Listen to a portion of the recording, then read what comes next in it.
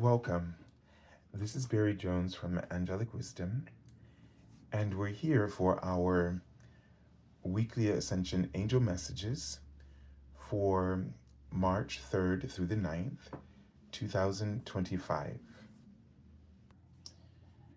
So, first of all, I'd like to thank everyone who is returning to this weekly series, and to also welcome anyone who is new to our Angelic Wisdom community. If you haven't done so already, you make sure that you subscribe by selecting the all notification bell, like, dislike, and of course, leave your comments. If you would like to get an angel reading with me, you can go to my current website, theangelschool.com/services. This link you will find in the description area beneath this video. If just be aware that my availability mostly is on Saturday, with the exception of March 1st, as I have progress reports and a lot of grades to put in. So I'll be working this week, the last week of February, to kind of get all of that done. So anytime after that, like starting probably March 8th, I will be available. And also, there are slim possibilities for weekdays, like let's say around 5 o'clock, for, just probably one client on any one of those days. But mainly just putting our attention towards, Saturday and maybe Friday too. So if you also would like to just support my channel with a donation, you can go to my PayPal me link for Angelic Wisdom LLC. You can find that below as well. If you haven't checked out the monthly angel reading, make sure that you do. And I'll be working on that, the monthly angel reading for March soon. So I'll keep you posted, or be on the lookout for that. All right, so let's take a deep breath.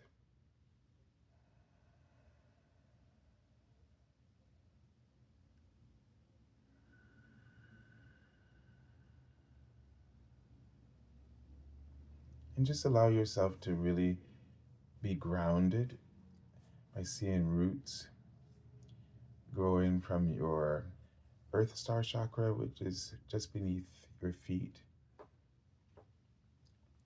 and into the heart of the earth.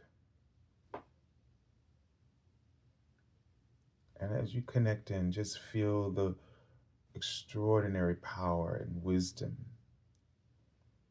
of the earth flowing up through your body, your cells, and your energy fields. And just really take a moment to breathe in this incredible energy into every cell of your body. And to me, as I'm feeling it, it feels like a like a geyser or something. It's just really flowing rapidly up through the body and through the energy centers of your body. And just feel the expansion as your soul opens up and receives all that you need.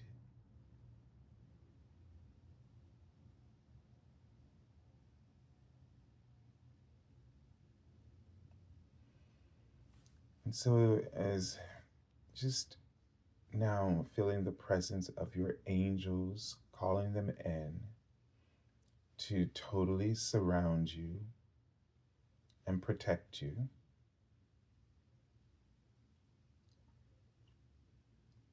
And Archangel Michael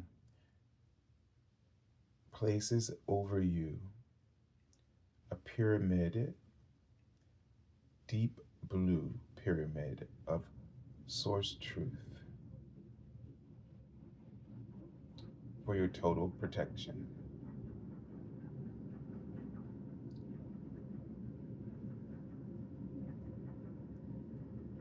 And he asks you to collectively to place this over the earth as well.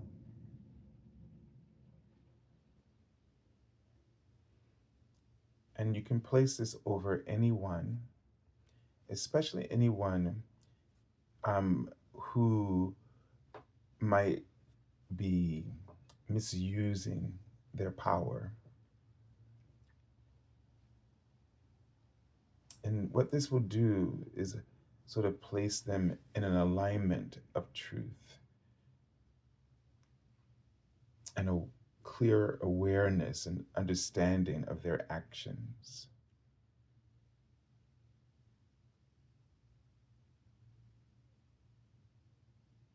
In a way that it's almost very compelling for them to see, to, and they just wrote the word fewer, to, I guess, have fewer thoughts, and they're writing reason too. So, okay.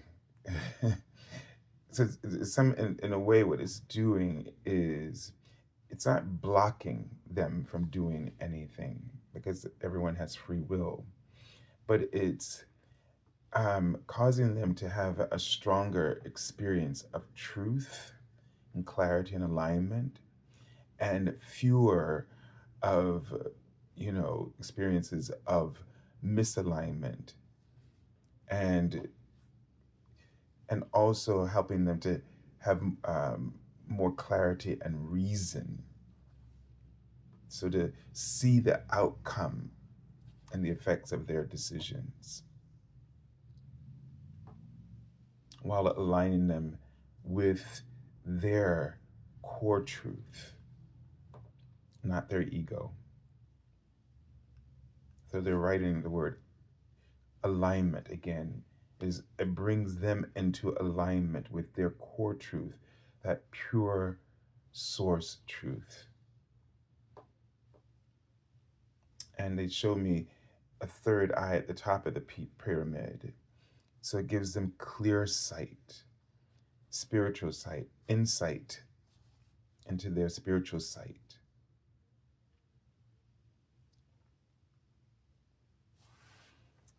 And hopefully this will help them to rethink their actions.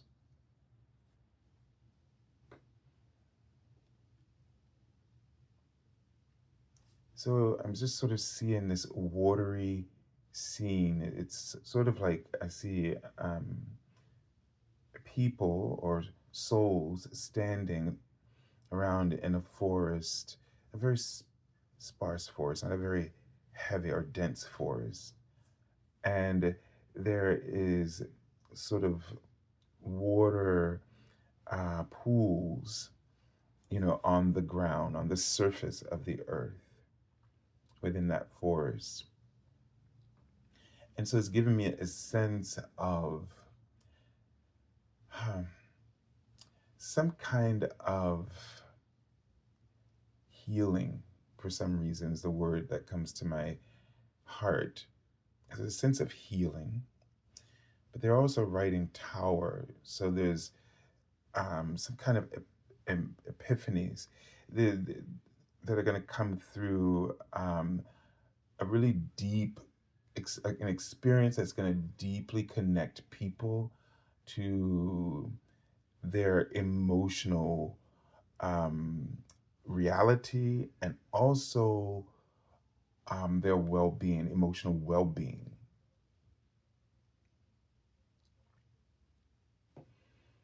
And so it's almost like we might have felt like before, like or we might feel like we're in this dense setting where we just can't see our way out, but it's not as dense as you might think.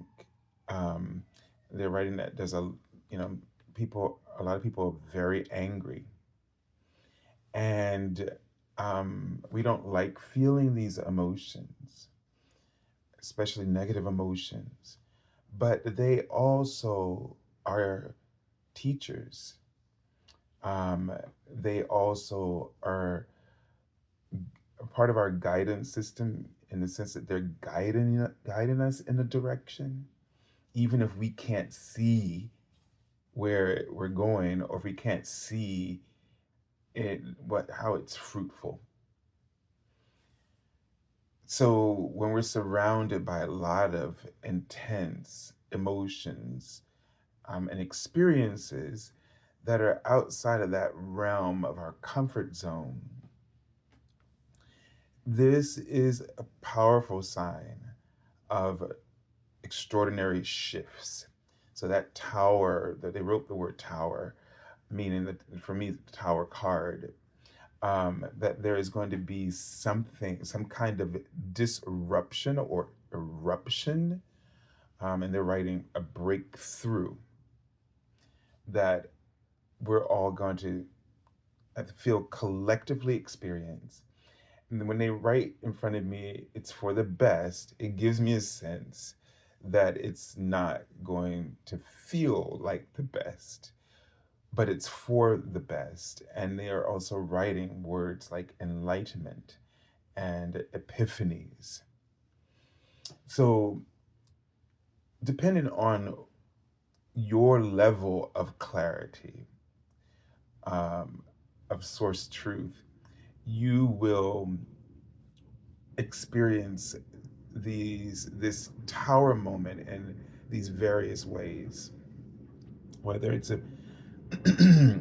eruptive or disruptive expressions or energies or experiences, or one of profound epiphanies and enlightenment. And it could be just the combination, it could be the process that one might go through. I'm not quite sure why they keep writing the word Egyptian or Egypt. So I don't think it's just specifically to that location, but I feel, um, I definitely feel like it's um, a spiritual awakening that might come through a rude awakening, but nonetheless, it is for the best.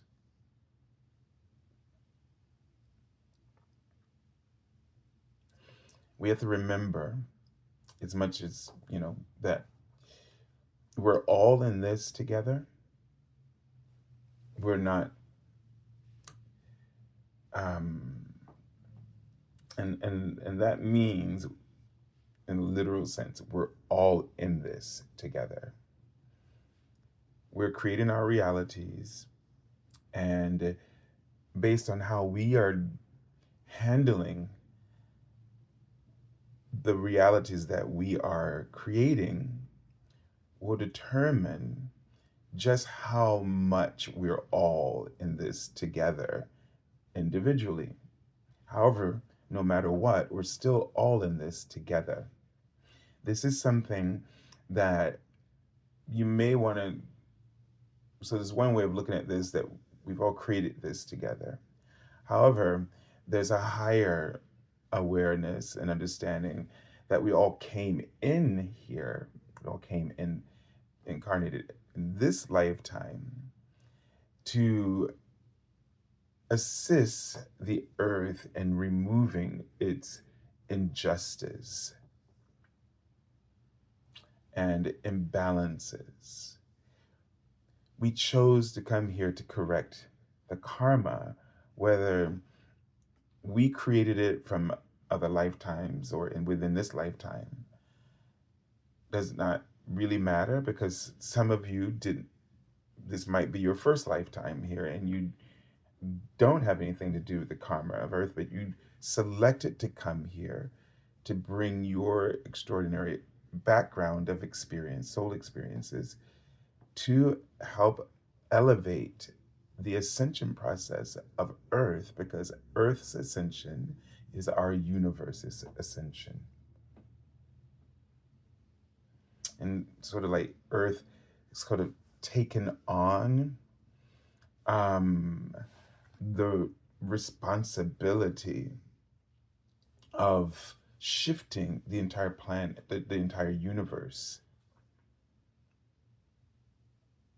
And that Earth stayed back while other parts of the universe, they were living in higher vibrations, but Earth sort of took on everything, because it's the solar plexus of the universe, and it took on everything so that it could be all resolved here. And by those other areas living in higher vibrations and higher states of consciousness, the universe could move forward in its schools of understanding and compassion, making it possible for that feedback to come to support Earth, really supporting all, because we're all in this together, the entire universe, not just the beings of Earth. And so, just in case some of you are sitting there saying, well, I wish I would never have chosen this, that's the reason you did. Because, like, when we ultimately understand that just because we're over here on Earth and you might have been from another star system, and in thinking it had nothing to do with you, you understood that it had everything to do with you. Because there can be no one of us that is still the one to be left behind.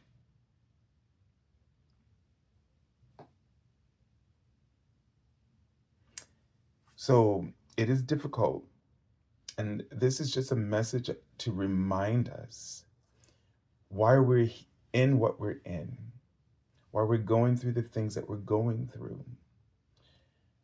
Every situation, every experience, every event is a meaningful and purposeful role in resolving all the complexities and deficient narratives of three-dimensional and lower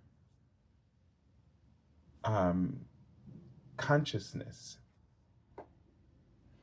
And we're all, whether it's illness or whatever it is, or strife in certain areas of your life, if it's loneliness, all of that is you, that brilliant, high dimensional soul that came in.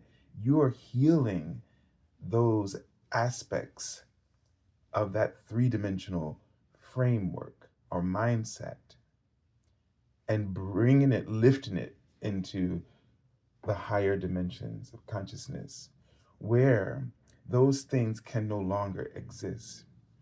But we are resolving those complexities and bringing balance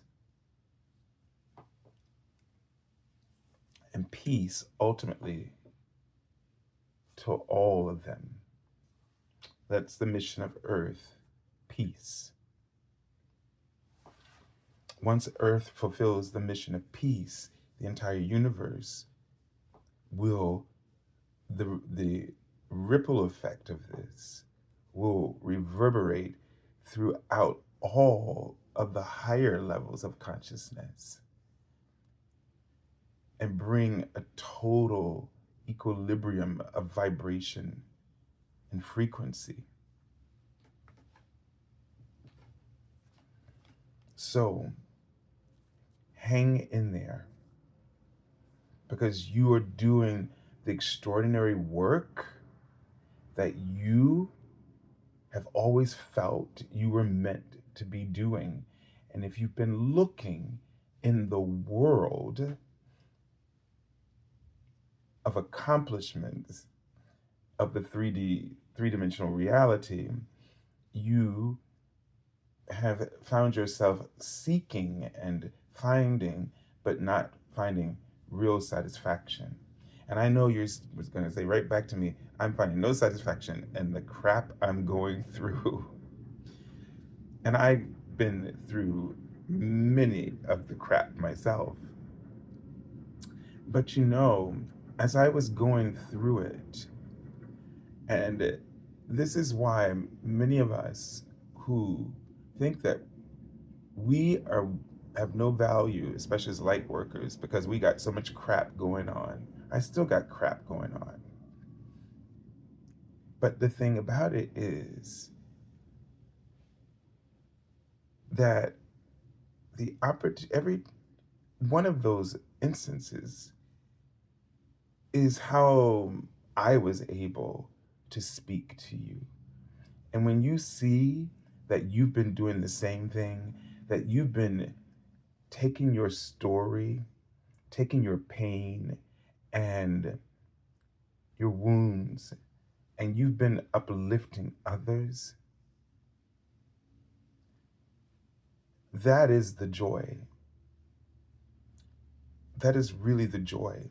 I've found nothing, no accomplishment that has ever been greater than uplifting others.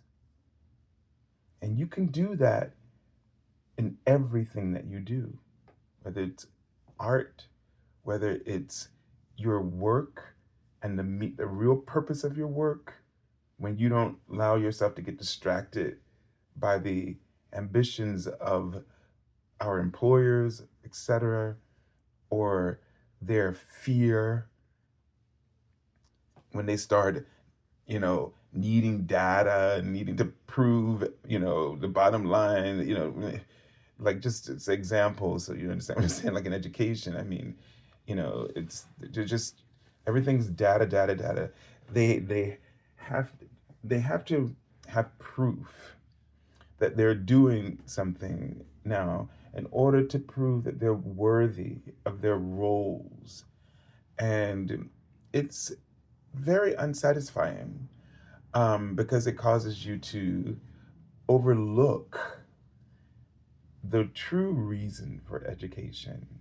When you get consumed about everybody passing, you forget that you have souls in front of you that, you know, to uplift in any way that it is meant for them to be uplifted by you.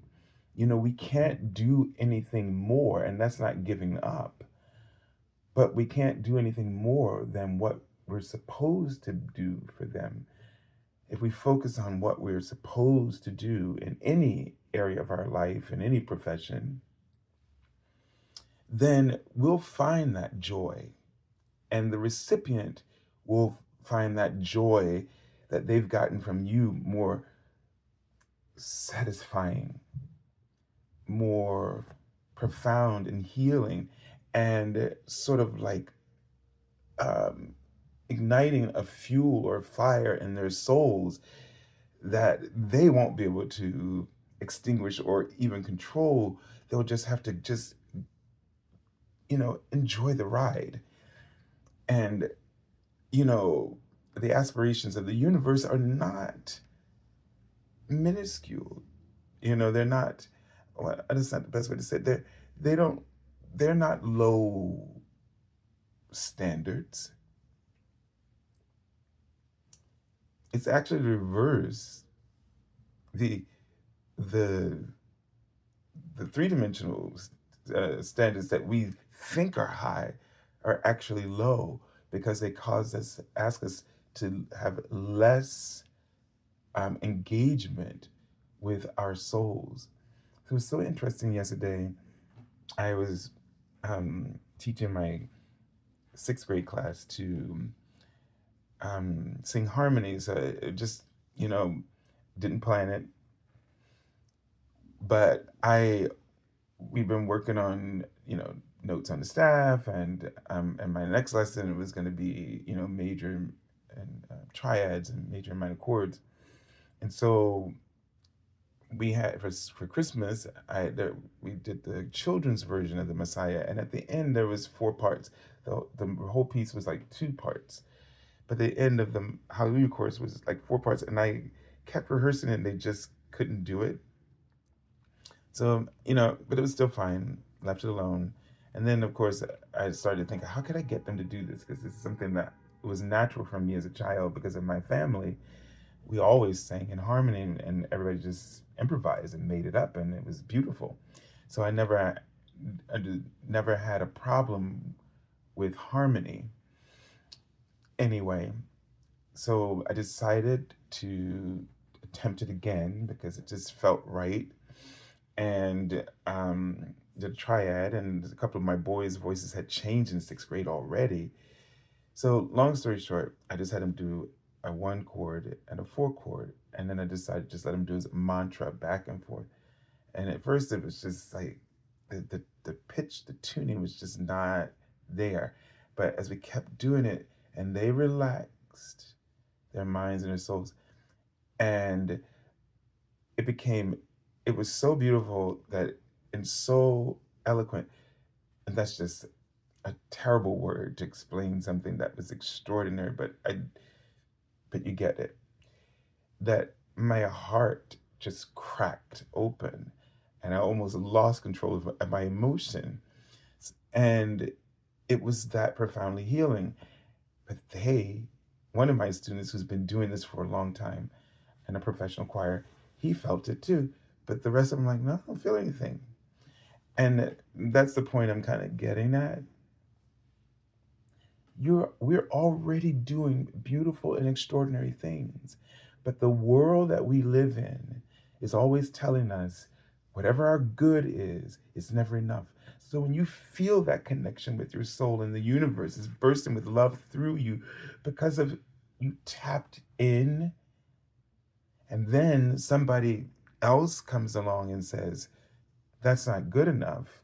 And they don't say it in a very obvious way, but it's just there, just always there. And then we've taken it on, or maybe we're the ones actually perpetrating it. Think about it. That the way we criticize ourselves when we're doing something that we're working on, and we're not even seeing until somebody else maybe picks it up and looks at it and go, oh my God, this is amazing. You're like, no, no, no, no, no. So that's what I mean about the reverse. I mean, isn't the three-dimensional world is actually the reverse world. um, it's not the real one. It's the reverse world. And it's our job and our role to really connect in, to take the moments to smell the roses of the things that we're doing. I don't care if you don't like what you're doing, a rose is there. You gotta connect in. You gotta take the opportunity to smell it so that you don't get in the habit of thinking you're never good enough or you're not doing enough. And then you drive yourself, as the expression go, to an early grave, whether it's physical death or just your body is just unhealthy from your relentlessness of not accepting, absorbing that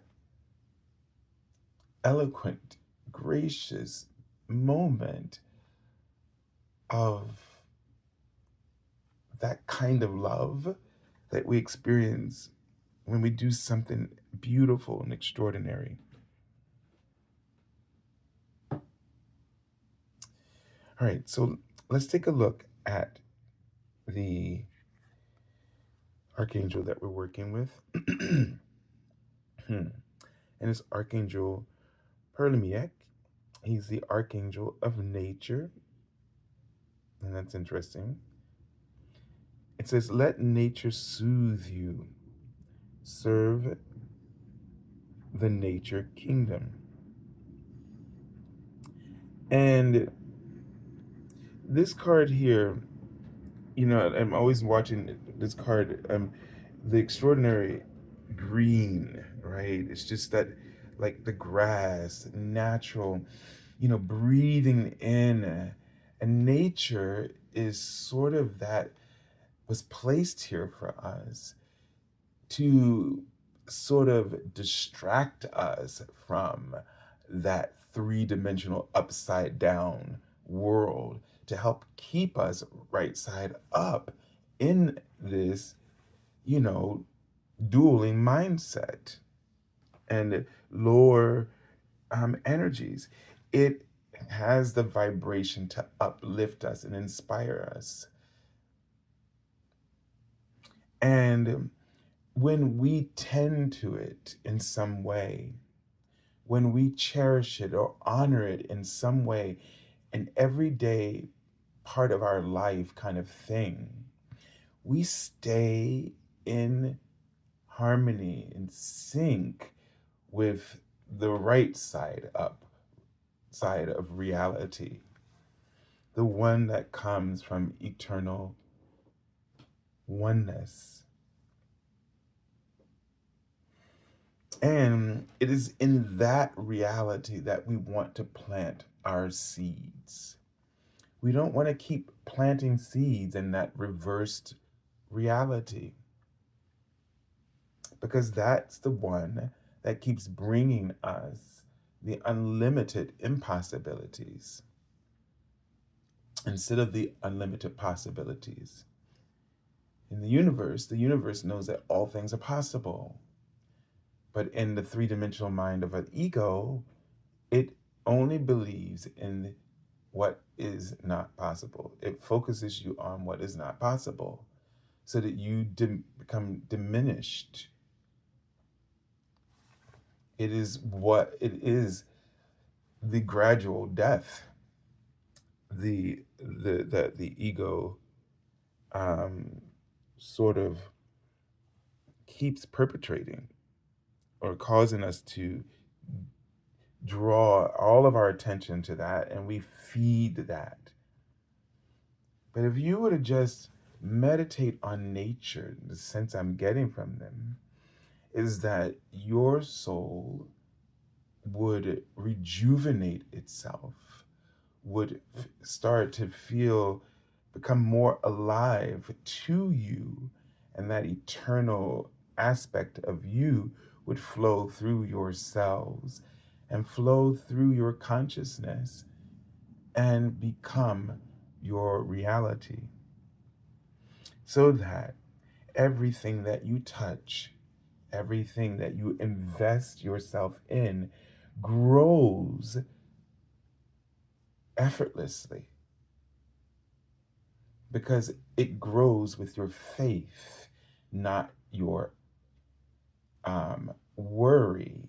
Let me put it this way, your worrying effort, because we do take delight in effort. That is a part of being in this realm of earth, is that we get to create. So creative effort is abundant or abundance, but worrying effort is a buzzkill, and it creates a life of struggling, they write in front of me.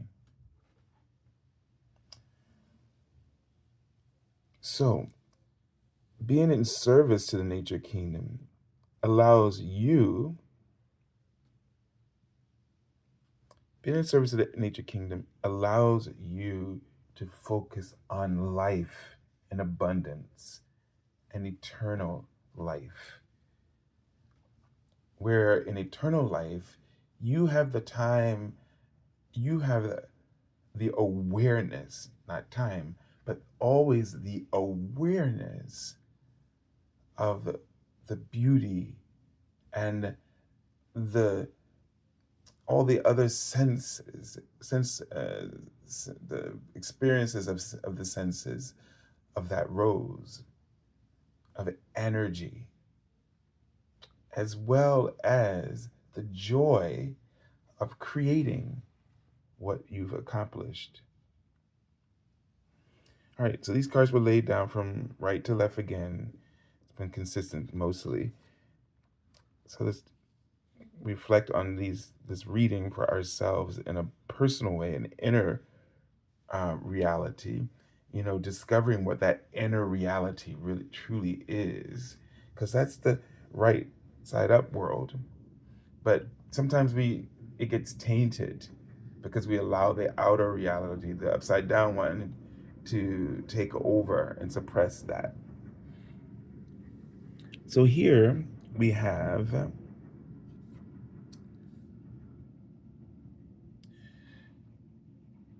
the Lovers card, and it says Os nama namorados. Os namorados. And we see, isn't it interesting? Look at that. Look at that. They're sitting on a boulder, and the ground around them is sort of like it's water. It's very much the same symbolism of the vision I saw at the beginning. The sparse forest. There was none of this was behind it. But remember, this was something similar like this was in the three of cups, and it looked like a third eye. Remember that? And this almost looks like the same thing, but it's sort of sunken into the ground. And it's interesting because the three cups, you know, love and sort of friendships, right? Um, wow, that is so interesting. So this card gives us a sense of a deep emotional connection, and it's like they're not afraid of this. They're sitting on this boulder, um, but the water is somehow soothing. In connection to this, I feel like this emotional experience that they were talking about is going to bring us definitely closer to ourselves. And when we have a deeper connection with ourselves, our connections with others shift and become similar in the same way. So there's something that this shift that happens with yourself, however it unfolds, however the process to get there may not be pleasant, but to it's going to create a bond within yourself and a bond with others that's going to shift the dynamics of things that are happening in the outer reality. So again, it's one for all and all for one, right? Kind of thing. Um, we're all in this together. And that's what this card really also that strong message from the beginning. All right, this is the three of powers. So the three of wands. And again, these cards, she bases her deck not totally on Rider Waite Smith. It's something similar to, um, I would say, Marseille. So, but it's interesting with the pictures and of course my mind goes to Rider Waite Smith because she hasn't given us any kind of guidebook yet. But I think it's just extraordinary reading with this deck in this way. Um, what I see here is something where it looks like these women are being presented at a court, and there's two different sort of banners here, or codes of honor, or crest, or something like family seals here. And this well, no, one of them is being presented. So we don't know, she's facing this way, and this one here seems to have the rose. Oh my God, talking about smelling the roses. And oh, this is becoming literal, people. This things I've I think you get what I'm saying, like, because this is like I'm seeing literal symbols here that I was seeing beforehand or talking about beforehand before we saw the cards. And she's standing here with her eyes closed and not really into this moment. We feel like, this is something against her will almost, or something that she hasn't accepted. And what might this be saying is, because that rose is there and because of the lovers, this might be a situation that she might have just um put up a lot of barriers because she's, thinking it's going to be like this. And sometimes we might be in situations where we have all these preconceived notions or ideas about how something is going to unfold. And then in that way, we really block, the opportunity, or our eyes are not open to the opportunities because they're closed off to our insecurities or our fears. So, how can you live more in the moment, even when you're going through something that you are not open to because you had your mind set on something else? Or that you feel like, events are taking place and they're sort of forcing you in one direction.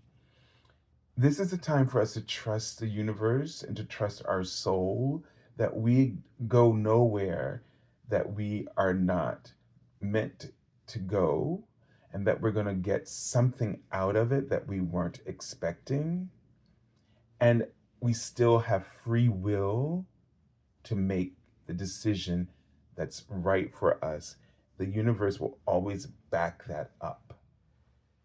So we don't have to fight in the sense of feeling like, you know, we don't have to fight something. And the word is coming in. Sometimes we need to surrender. And that doesn't mean, like, surrender could be a way of fighting back. And it not to surrender to the thing that you're fighting against, but surrender to the idea that you are stuck. Surrender that. Let that go. Surrender that you don't have choice, that you don't have a say so. Surrender. Because when you give your power to someone else and you fight against them, you give them your power. And they get to do with it what they want because you're afraid of what they can do. But when you are no longer afraid of what they can do because you realize you have the choice, and it may not be the choice that you wanted to make, but it's the choice that would be better for you rather than the one that may have been planned for you. So there's rose in every instance. All right. So let's take a look at this and these cards, because it is, it's a little small. And this is, I got the kunchas wrong in the last reading, because it looked like the Knight of Cups, but it's actually the Knight of Pentacles. It was the Knight of Pentacles, and this is the Queen of Pentacles, but it's just like it looks reversed in some way. Let me check it again. Yeah, kunchas is Pentacles and Coins. So this looks like the Queen of Cups. So this card, I'm going to first of all talk about the water element, because of all the queens represent that element of emotion. So all of the queens have strong intuition, strong, sensitive emotional connections to everything that they do. In this card, we see that strong connection to the lunar cycles, and she's sitting on this tall mountain here, and she's combing her hair, but she seems to be something else, you know? This sort of lizard's tail or something of that nature. She seems to be something else, or she can transform herself into something else. And maybe there's something about, that choice factor in relationship to career and your finances, because maybe your finances is what's maybe making you feel like you don't have a lot of career options. Or maybe if it's not your finances, um, maybe it's just your work skills don't allow you to feel like you could have, the ability to just shift in, and make pivot and make a different decision that will kind of liberate you to, it's almost like we're trying to be ourselves, and we're not feeling like we are really able to do that in what it is that we're currently doing. And so, the Queen of Pentacles is someone who is adaptable. She's someone who's practical, but I would say very adaptable, resourceful in the sense that, um, like, when I think of my grandma, be able to make a way out of no way. All right, that take what you got and make what you want. This is my grandmother's one of that's one of her famous sayings, and the other one's, make a way. Well, we used to say that about God. He can make a way out of no way, right? And so, what I would really encourage you to do is to not feel limited in any way. Know that a way can be made out of no way, and to take what you got and make what you want from that, and your options will start to reveal themselves to you. So I would do less thinking and more hands-on, um, sort of arranging things, playing around with things, shifting in this way, trying out this, trial and error, get your hands sort of in the dirt, so to speak, and see if it's a creative project, sort of thinking, lay it out, map it out. If you're like, if I was thinking of like designs, you cutting out different designs and put it on, some board and just seeing what it might look like. This might be the approach you need to use in order to really get to the heart of what resonates with your soul, if you feel like you're stuck in a choice. So it seems like we might be feeling like that breakthrough and that struggle might be along these lines, where you just feel like you're in some way you're not being true to your heart. And whether if it's in a relationship, or if it's your career, whatever it is, whatever the thing that's confronting you, you're gonna have to, you're feeling stuck, you feel like you're being pushed into something, or the wrong choices, and that's all subjective, that you've made in the past have created this problem, and you have no choice but to keep, cycling through this. And no, you don't. When you decide to stop, when you really open up, you'll find that opening. Now here we have the Ace of Paus, which is the Ace of Wands, and it looks like the Green Man here. I'm not very up on that whole folklore of the Green Man, but what I see here, just the image, is sort of this nature, for very natural nature, like, um, deity, and really, within your true nature one are all the resources that you need. The only answer that you can ever really find satisfying is the one that comes from within yourself. And maybe it's time to stop looking outside of yourself for those ideas, and go with the ideas, and the validation of those ideas from other people, and go trust and go with the ideas that you've been getting and receiving, because they're writing that's your template. They write success ground, as in successful ground. That's where you're really going to be most successful. When you come from that, when you rely on your own inner resources and ideas,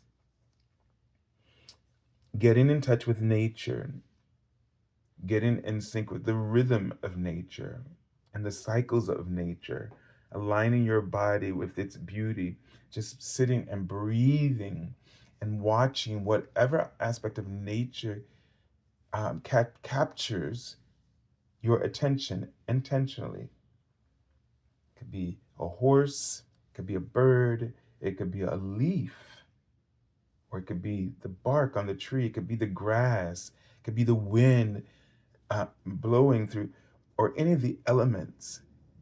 Let yourself relax into that and synchronize with that which is intentionally captivating you. And then see what ideas will open up to you once you are done or walk away from that setting. And go with the drive to just start working with your hands, doing it rather than thinking about it. All right, so I send you lots of love and angel blessings, and have a beautiful week. God bless you.